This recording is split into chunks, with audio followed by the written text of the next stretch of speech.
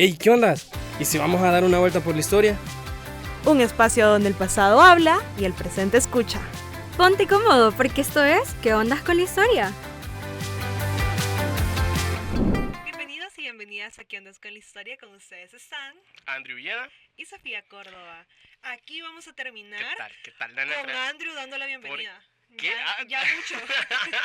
Para que no se acostumbre. Una de las cosas que mencionábamos era, ¿qué traen de nuevo en esta tercera temporada? Es que Andrew ya no va a dar las intros. Y yo, chivo. Ya mucho. Y si se preguntan por Brie también es otro de los cambios que queríamos mencionar. Ya, fíjense que no di el ancho. Entonces hemos decidido. No, mentiras. Ahí No, está, Briesa, hoy le tocó tras bambalinas, descansar. descansito. Porque pues sí, aquí toca la chambiación. Ujú. Entonces yo no estuve la semana pasada. Es- Pero, o sea, yo necesito que me digan y sean honestos. Porque en cámara mi pelo se ve verde. Ahorita soy más ceniza, ya no estoy Verde. rubia. Pero yo siento que se veía verde. Ah, Sí, o sea, a mí me dijeron en edición que no se ve verde. No, pero yo no. sí me lo siento que se ve como verde, como cuando te metes a las piscinas. No sé si has visto que a veces Chera se decolora Ajá. y se meten, o sea, que son rubias, se meten a la piscina y salen verde el pelo. O sea, como verdoso por el cloro. eso te iba a decir el color Pues, pues yo sí me sentía. Así que No, espero no. yo, porque ahorita ya soy más ceniza. Se supone que ahorita ya producción nos calibró las Ya cámaras. nos cheleó. Si antes me miraban con un tonito del que no soy, creo, era por las cámaras. Entonces, Exacto. tu Sí, verdosidad el verde era de las cámaras. Ahorita lo vamos a ver. Pero bueno, un saludo a Abri que está descansando. Hoy me tocó a mí regresar, me hizo falta una semana, se me descontrolaron, dice. Ya van a decir que la otra semana me corren a mí también, pero Sí, está bueno. estamos haciendo cambios, estamos mejorando cada día y es por eso Pero les va a hacer falta. que- bueno, Lo mismo hicimos con Bri cuando vos no estuviste. bueno, Ojalá que no lo hagan cuando yo no mira, esté. yo ya, no, corte, yo no puedo Tranquila. trabajar bajo esas condiciones. Ajá, pedimos descanso. Creemos un sindicato. Es lo que yo he dicho, pero en la radio no quiere, pues ahí Pero- están los de producción. Ahí está, mira. Un Ay. saludo a producción.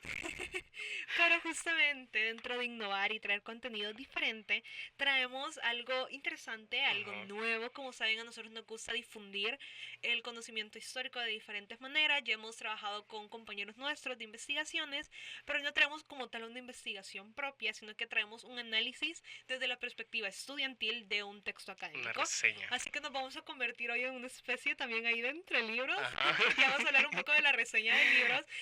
Pero les recordamos aquí también la invitación a nuestro podcast hermano de Entre Libros, que lo puedan ver. Esta temporada está muy chiva. También los del relajo de... no, perdón, la de Voces del Voces- Deporte. Voces del deporte, ajá.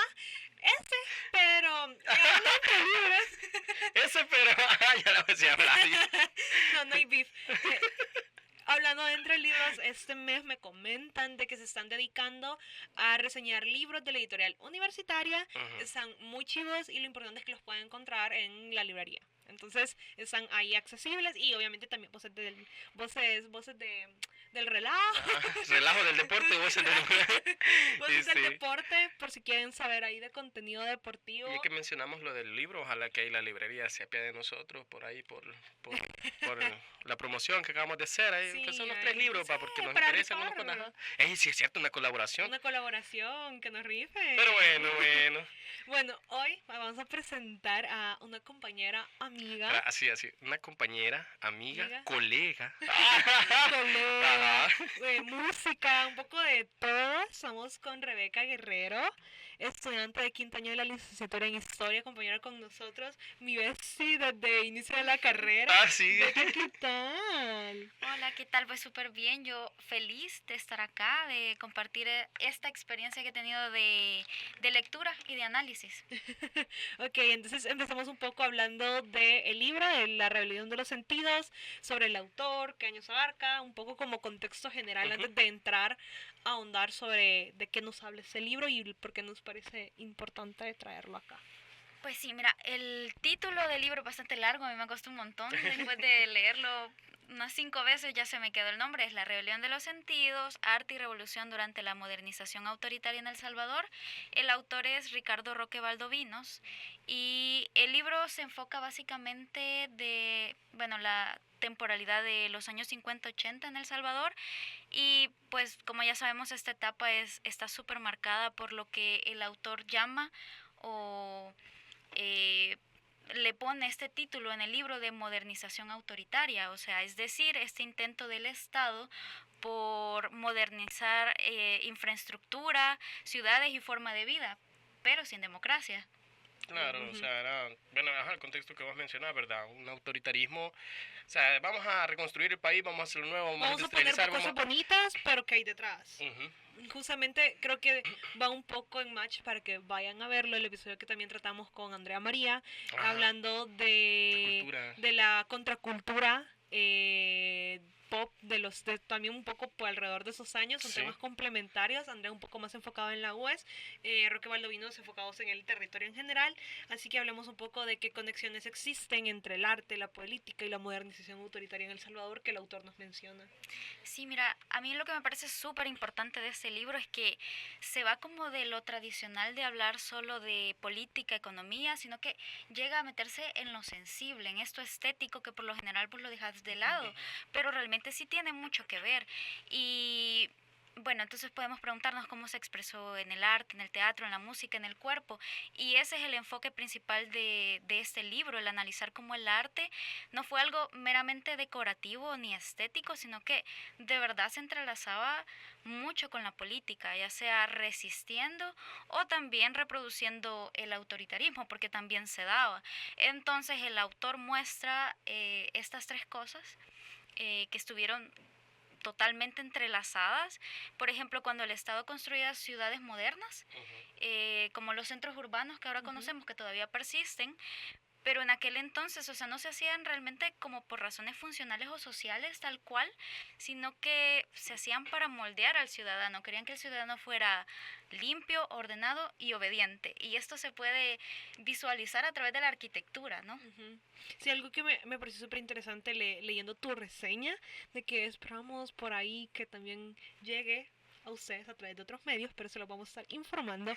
Me llamó un montón de atención el tema del urbanismo, porque creo que dentro de la concepción artística nosotros no entendemos la arquitectura, el urbanismo como parte de arte. O sea, si bien cumple con algo funcional y cumple con cierto, o sea, al final pues sí está hecho para habitarlo, pero también tiene un trasfondo pues hasta cierto punto artístico, y justamente habla de cómo hubo esa intensa como política en cuanto a obras públicas, vivienda, que buscaba básicamente el formar al ciudadano moderno. Ajá. En ciudades modernas, Modernizar al o sea, como ciudadano. de vamos a poner, o sea, si la ciudad se va a ver clean, que el ciudadano también se vea clean, o sea, que se vea acorde de.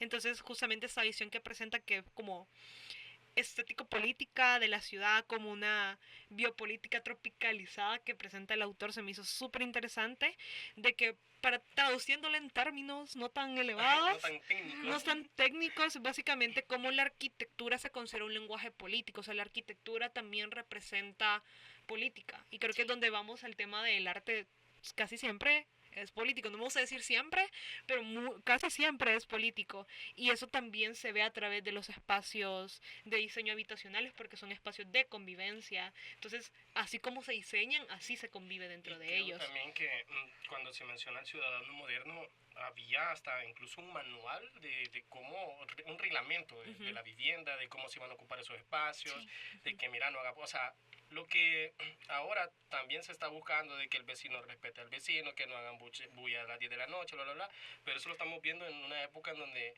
juela, es como que eso nunca había pasado en el país. Sí, y de hecho hay algo súper interesante en el libro que cuenta que, por ejemplo, en estas estructuras habitacionales habían ciertas reglas, o sea que los arquitectos que estaban a cargo de estas obras eran europeos, Ajá. ¿no? Creo que venía una de Alemania y habían otros que eran de acá, pero, o sea, traían como esas imposiciones, esas reglas muy, muy estrictas que yo siento que hasta cierto punto a nosotros nos cuesta captar, ¿no? Y nos cuesta ponernos en línea con las reglas, pero bueno, dentro de este contexto, o sea, a mí me parece como importante que recalca que una de las reglas era la familia nuclear. O sea, si vos vivías en un apartamento y tu hijo se casaba, tu hijo se tenía que salir. O sea, no era que él se iba a llevar a su esposa al apartamento, no. Se tenía que ir porque solo era la familia nuclear. escuela. Que eran como parte de ese intento de ordenar, pero desde una visión pues sí Muy eurocentrista. muy eurocentrista, porque sabemos las realidades latinoamericanas. Toda la vida ha sido muy difícil irte de la casa. O sea, yo mientras les pueda jalar techo de mis papás lo voy a hacer. Y mi mami que escucha los episodios, que se prepare, que se va a tener para largo. Entonces, porque es muy difícil acceder a una vivienda. Y pues mucha gente sí, o sea, se casa y se queda viviendo un su rato con sus papás Sí. hasta que la arma y se logra ir, si es que se logra ir. Como la clásica visión, ¿verdad? Ya con las bolsas, con los trastes y todo, y va con la nuera, "Oh, mamá, No, mira". o cuando te independizas y tenés que sobrevivir con 2 cajas de No. pizza Ajá, el fin sí, de o semana. sea, ajá. Bueno, ustedes dos sí han vivido la experiencia de vivir por su cuenta y... Sí, Es no es chivo. fácil. Es chivo, pero no es fácil. ajá. No. Entonces, también otro tema que me gustaría que comentáramos es sobre la literatura Uy, eso sí es. y cómo el libro lo toca, qué plantea el autor sobre el tema de la literatura. No sé si nos puedes comentar algo al respecto. Sí, fíjate que creo que este capítulo, el de la literatura, es uno de los más, creo que como interactivos, y uno como que se puede como tener cierta conexión con la narrativa porque el autor hace ejercicio de la historia oral. Entonces esto hace que Vamos a hacer un paréntesis después, pero continuemos. hace que pues la narrativa se vuelva como muy viva y muy cercana con los autores a los que él hace referencia en su libro, y rescata toda esta generación de escritores que no venían de élite, ¿sabes? O sea, y eso es súper importante porque de alguna forma siento que el arte en general se concibe desde una manera o desde un punto de vista muy elitista. Sí. Pero acá se deja entrever, o sea, que realmente todos estos movimientos no estaban exclusivamente dentro de una esfera elitista realmente, o sea, venían de espacios populares. Bueno, no quiero espolear el libro realmente porque la idea es de que... Sí, animarlos a claro, leerlo. claro, Ajá, que se sí. animen a leerlo, a buscarlo, pero sí, a través de todas estas entrevistas y los relatos de vida, el autor reconstruye como todas estas personas se convirtieron, más bien la poesía la convirtieron en un arma simbólica, ¿no? Para expresarse, para hacer las cosas diferentes. Y creo que aquí también algo que se ve en claro en cuanto a la temporalidad de los 50 a los 80, hubieron bastantes persecuciones a poetas, a personas que a través de sus discursos o la misma poesía, pues, presos. O escribiendo desde el exilio, o sea, También eso. muchos de los escritores de la generación comprometida pues se terminaron yendo al exilio. Un ejemplo, el primero que se me viene a la mente es Italo López Vallecillos, de que él se fue para México y en México siguió fundando revistas y editoriales como él muy bien lo sabía hacer. Pero así, o sea, y al final eso, creo que volvemos a lo mismo. El arte se vuelve un arma política. Yo soy del decir que no siempre el arte es político porque eso uno crea por mera estética y porque se ve bonito, pero el arte a veces sí tiene un resultado político. Y creo que justamente es interesante ver cómo en estos momentos tan coyunturales de pues represión política, de pues sí autoritarios, el arte surge como una herramienta de alzar la voz. O sea, lo veíamos con Andrea en cuanto a la música. Ella nos contaba de que durante los años 60 surge como rock, esa influencia como estadounidense, y hacen canciones hablando de opresión policial y eso sonaba en las radios, pero porque realmente era una forma, o sea, no era un mensaje directo, o sea, no era salir a marchar con una pancarta, era una canción hablando, diciéndole pues cerdos a los políticos, a la policía, pero en música. Entonces, como era música, no pasaba tan, lograba pasar un poco desapercibido y era como de esto quién lo escucha, pero había un puño de bichos peludos Yo me lo quité, ¿no? de que pues sí lo escuchaban. Entonces acá hay un término de que el autor lo ocupa bastante, que es el tema de contracultura. Sí. ¿Cómo podemos definir o entender la contracultura? Pues mira, la contracultura creo que, o sea, abarca varias cosas, o sea, no es solo la música en sí, sino que también hay ciertos nichos artísticos que se pueden meter dentro de este término. Y hay uno que me parece súper importante, que es uno una comuna de La Palma en Chalatenango que estaba liderada por Fernando York.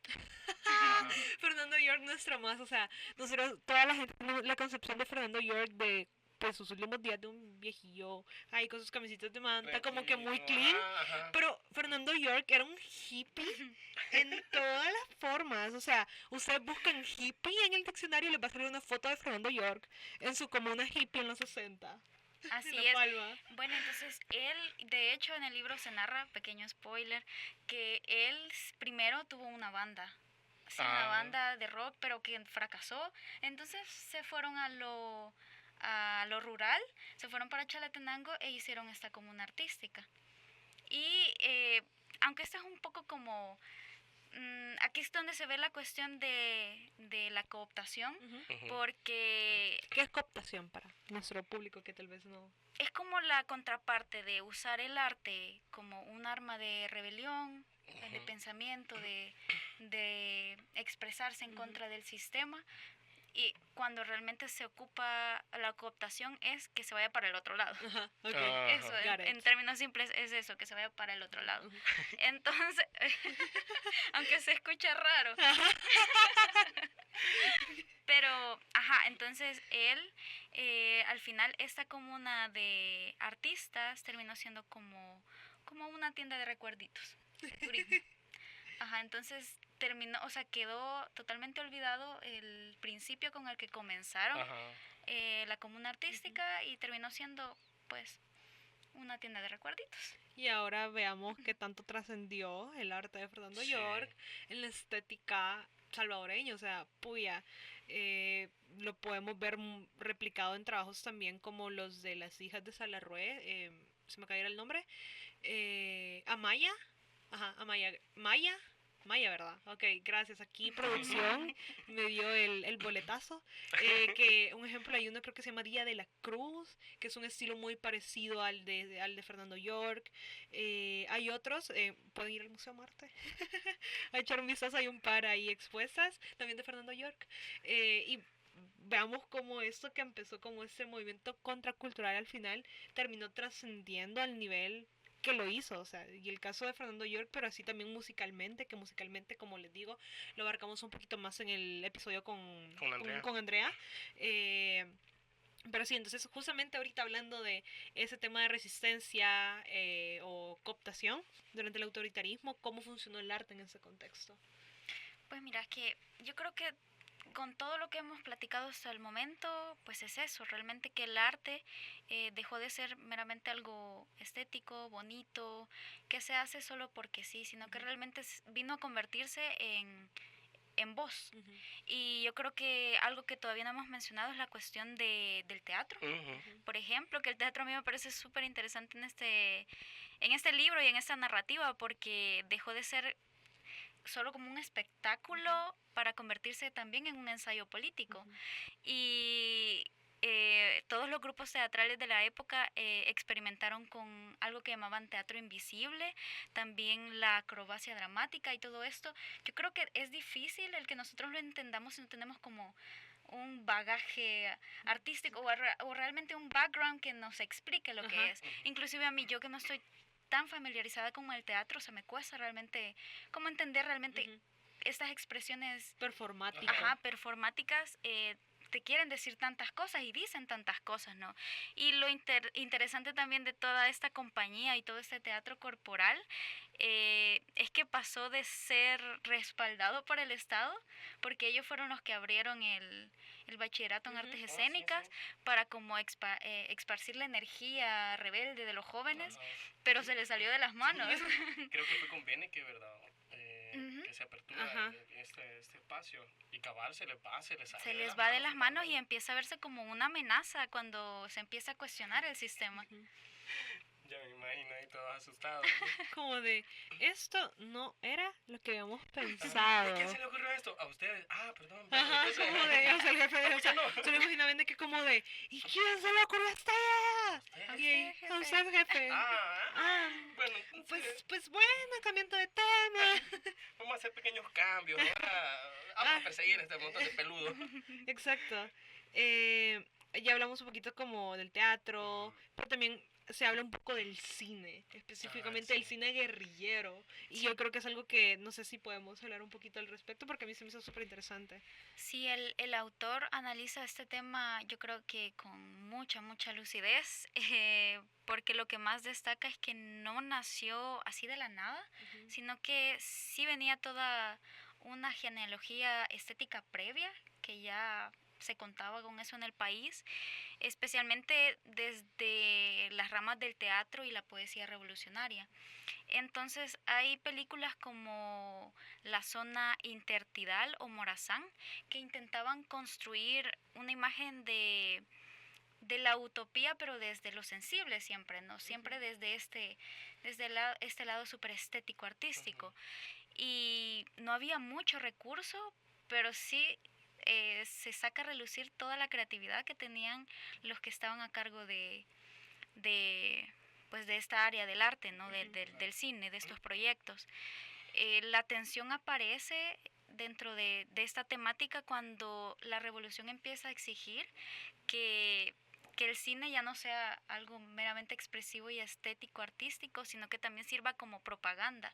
Ajá. Y ahí es donde se empieza a perder como la autonomía de este arte y se convierte en una herramienta política, pues que no es del todo el fin de cualquier arte, ¿no? Se trata de expresar, se trata de que se escuche la voz, de que se tomen en cuenta ideas, pero no meramente político. Creo que ahí, o sea, cabe mucho lo que vos decís de sí, o sea, el arte sí tiene política, pero no es 100% político. O sea, no tendría que verse así.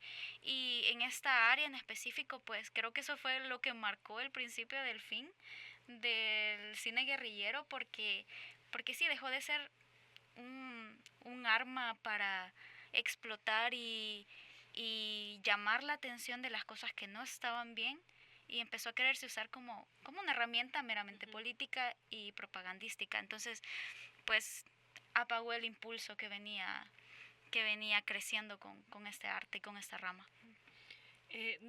Me gustaría un poco como regresar al tema de las formas contraculturales, el movimiento hippie, el rock, de qué nos dice el autor sobre, o sea, que en el contexto salvadoreño, qué nos dice el que hayan surgido todas esas como subculturas que nosotros llamamos. Pues mira, el autor creo que siempre hace este llamado o esta señalación de que la lucha contra el autoritarismo no fue precisamente solo política y armada, y aquí es donde entran todos estos movimientos contraculturales, porque se necesitaba esta resistencia desde lo sensorial, desde lo espiritual o lo cotidiano.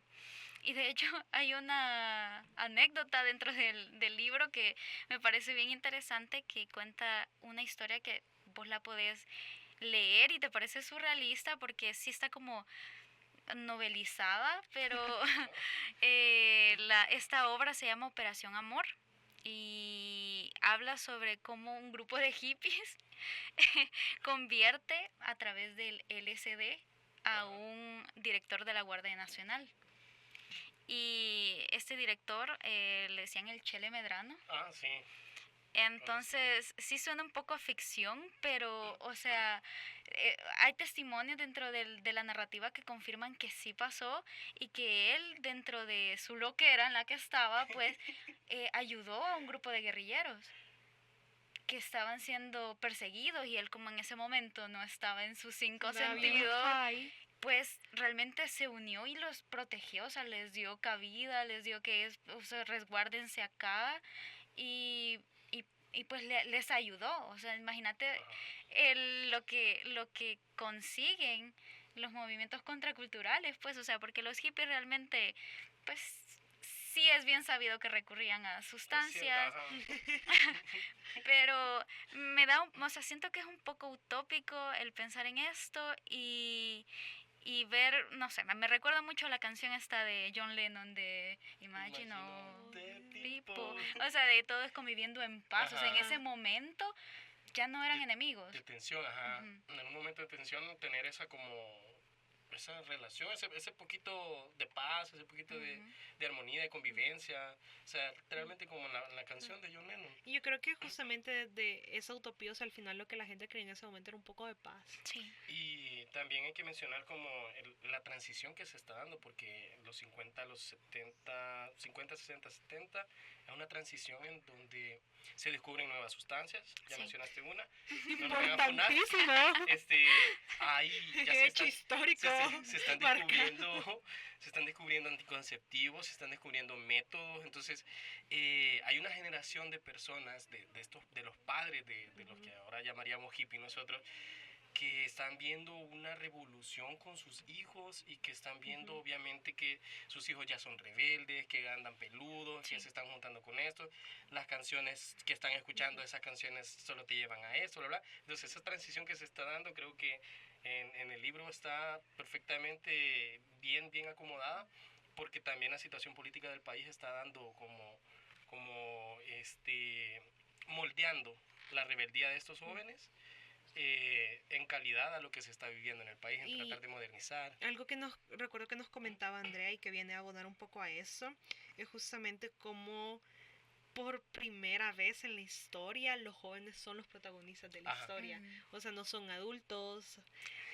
Son bichos haciendo relajo. Son bichos haciendo relajo. O sea, vemos un ejemplo, Tlatelolco, tenemos el 30 de julio acá en la UES, tenemos todos los jóvenes universitarios en Estados Unidos en contra de la guerra de Vietnam.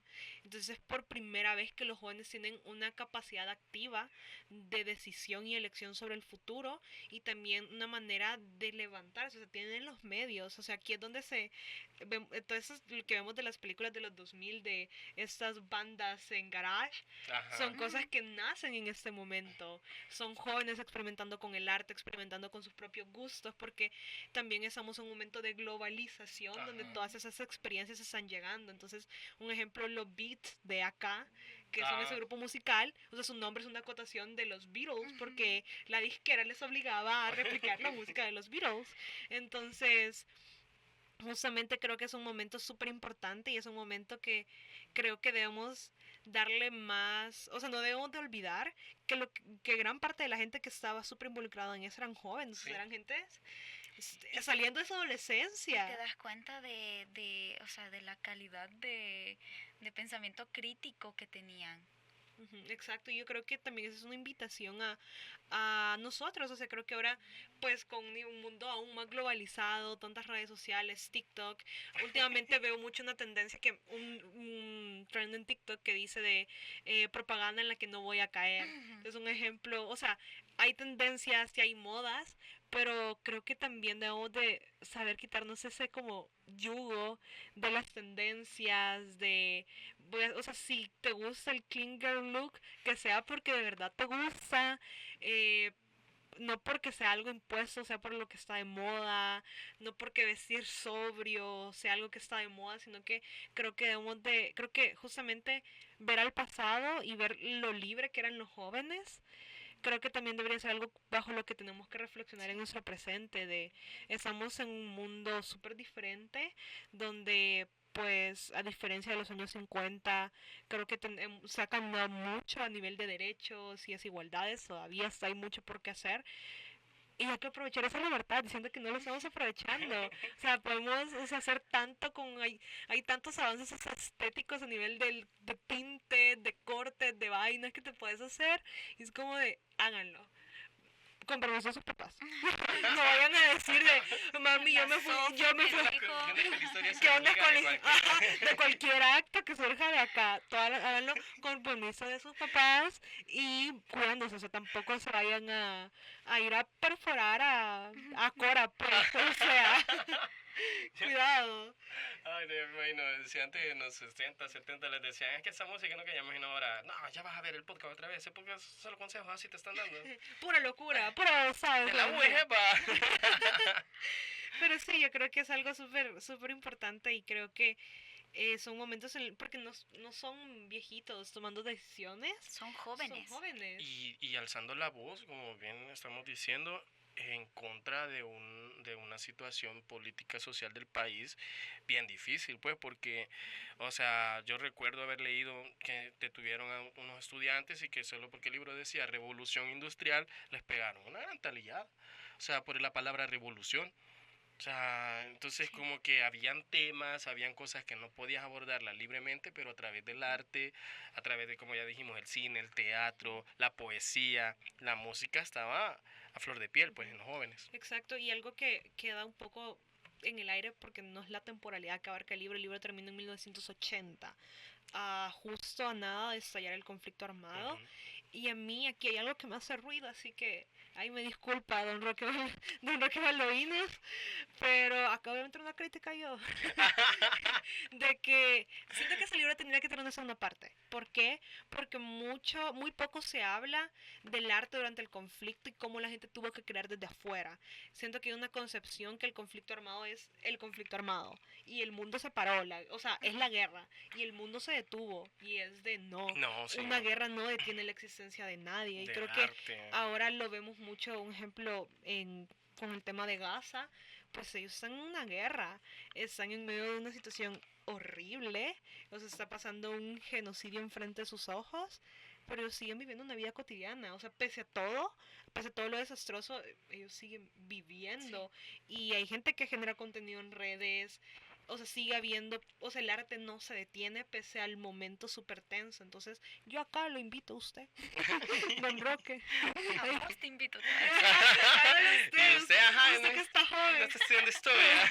Pero sí, yo creo que, bueno, sí, a cualquier... Ajá. Es que de hecho yo creo que este libro, o sea, de verdad es muy, muy ambicioso y sostiene mucho todo lo que abarca, pero de verdad da mucho, mucho pie a que, Seguir a que, investigando. así, a que vos sigas investigando sobre una temática que te interese. Ujú. Porque yo creo que agarrar todas es muy ambicioso. Ajá, ¿verdad? o sea, tampoco. Entonces, pero sí, siento que este sirve como un precedente Ajá. para que vos sabrás tu interés sobre una temática de esta y seguir investigando, porque de verdad hay mucha tela que cortar. Entonces, aquí algo que comentaba con alguien del Museo Marte, Jaime, si ve esto, un saludo. Hablamos un poco de la importancia que tienen, o sea, muchos artistas se fueron del país y comenzaron a crear desde afuera. Y cuando termina el conflicto ellos vienen formados desde afuera, de otras escuelas artísticas con otro pensamiento, y eso influye un montón en el arte de la posguerra y la producción artística que se da después. Entonces, de verdad, yo siento que hay que hacer un hueco en nuestras agendas para investigar el arte durante los 80, y yo no lo cortaría a Acuerdos de Paz, yo lo cortaría en el 2000, inclusive un poquito más, siendo ambiciosa también, para ver los resultados de esta gente que se forma en el exterior o que se termina de formar en el exterior y que después regresa al país con ese ambiente de posguerra, de todos nos queremos. Ya nos diste tema de tesis, Sofi. Vaya, ya me lo- ven, ya ven, ya ven. ¿Quién me lo robó? No, háganlo. Libertad. No, acá la verdad es que yo ya solté la pedrada, que la agarre quien tenga tiempo. Quien tenga tiempo o interés. Sería muy interesante poderlo ver. Pero sí, yo creo que también algo que pues sí nos gustaría saber, más allá de lo que dice el autor, es un poco también lo que tú piensas acerca de lo que, cómo trata el tema. Ya nos dijiste un poco de lo que da pie para mucho más, pero a nivel como general, ¿cuál crees que es el aporte de la rebelión de los sentidos a la historia cultural y cómo esto justo nos puede ayudar a ampliar otros horizontes y cómo podemos ocupar a nivel vos de tu propia experiencia como estudiante, hablando a otros estudiantes, cómo estos libros nos pueden servir para dar pie a otras investigaciones? Pues mira, yo de verdad creo que el aporte principal o el más importante que nos deja esta obra es a leer el arte no como un espejo político, sino más bien como un campo de batalla. Oh, Porque- güey, o ¡Qué sea, buena frase! oye, te vamos a poner con una foto del Joker con negro y la frase. Me van a hacer memes. Está bien hacerlo. Porque pues sí, como ya mencionaba anteriormente, a diferencia de otros estudios que son como más lineales, más institucionales, con procesos que son más podría llamarlos serios, aunque el arte también es serio, pero a lo que estamos acostumbrados, aquí lo que importa son las experiencias y los márgenes, que por lo general, pues, valga la redundancia, no se dejan por fuera. Entonces, al margen. el libro te muestra pues esto, ¿no? Que la sensibilidad también es política y que las emociones pueden ser forma de resistencia. Eso es lo importante.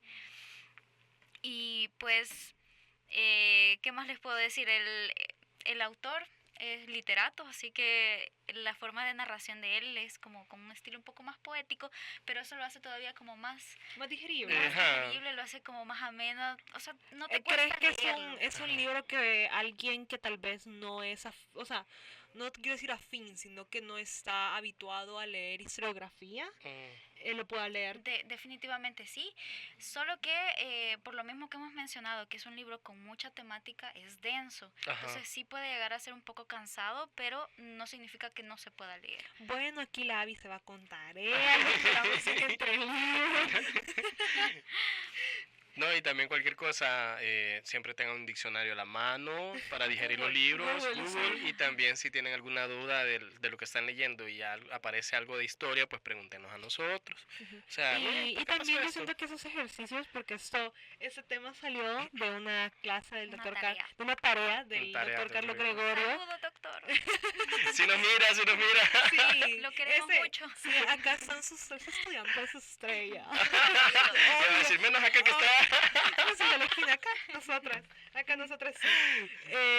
Pero eso salió justamente de una tarea que también buscaba un poco a nosotros como futuros casi ya historiadores, pero también a estudiantes, el tener una mente crítica al momento de leer, el saber apreciar los matices y las sombras que puede presentar un trabajo. Entonces también eso es una invitación para no solo estudiantes de historia o de carreras de antropología, etcétera, sino que a todos los estudiantes, a que el momento de leer un libro, porque ustedes sean estudiantes, no significa que también pueden cuestionar lo que están leyendo y encontrar, pues, sombras, encontrar ciertas cosas que tal vez no están siendo abordadas de la mejor manera, lo pueden hacer. O sea, el que ustedes sean estudiantes no significa que tengan menos valor, y creo que es algo que nos empoderó mucho el doctor este ciclo. Sí. Entonces yo próximamente dándome duro con cualquier escritor que se me cruce, no, mentira.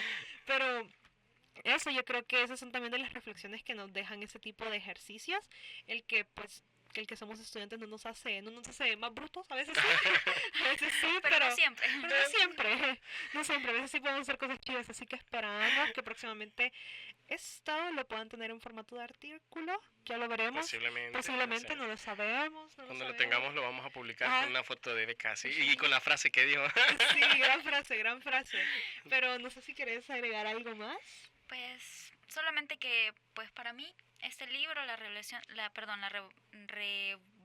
de los estilos, ya me estoy trabando, es una invitación a mirar la historia con los ojos muy, muy abiertos, pero también con nuestros demás sentidos, con los oídos, con la piel, con el corazón, porque resistir también es sentir distinto. Es una forma de resistir. ¿Qué frase se está tirando? No. Yo no fui a mi casa a que me humilles. No, eso que... En mi estudio, con nuestra cámara. Luces. Aquí no... tirar factos, no. Pero qué buena frase se tiró eso. Sí, igual quise lo que... Así que pues si les interesa saber cómo se vivió, cómo se cantó, cómo se actuó y cómo se soñó en estos tiempos duros de El Salvador, hay que leer el libro. Así que también ustedes se van tarea. La reseña y el libro. Primero mi reseña. Leanla, denle like. Entonces yo creo que eso es todo por el día de hoy. Nosotros les agradecemos el acompañarnos una semana más. Les recordamos que nos pueden seguir en todas nuestras redes sociales, Facebook, TikTok e Instagram, donde nos encuentran como ¿Qué ondas con la historia? No sé qué cámara estoy viendo, así que ahí es producción, lo que después ya se sale con los ojos así, es como que... Y también recuerden seguir a la YSU, su radio universitaria, siguiendo los dos lados. Si oyen la voz de Sophie diciendo todo esto, pero enfocándome a mí, es porque salió de las dos cámaras. Entonces... La YSU es... desde arriba. No olviden seguirnos en todas nuestras redes sociales, Facebook, TikTok e Instagram, donde nos encuentran como ¿Qué ondas con la historia? Y por supuesto también seguir a la YSU, su radio universitaria, para más contenido de todo lo que se produce acá en esta su cabina. Pero antes de terminar, no olvidemos que... Quien no conoce su historia está condenado a no saber qué significa cooptación y contracultura. Yo no sabía que era Ni cooptación. yo. Así que, ya ven. Adiós.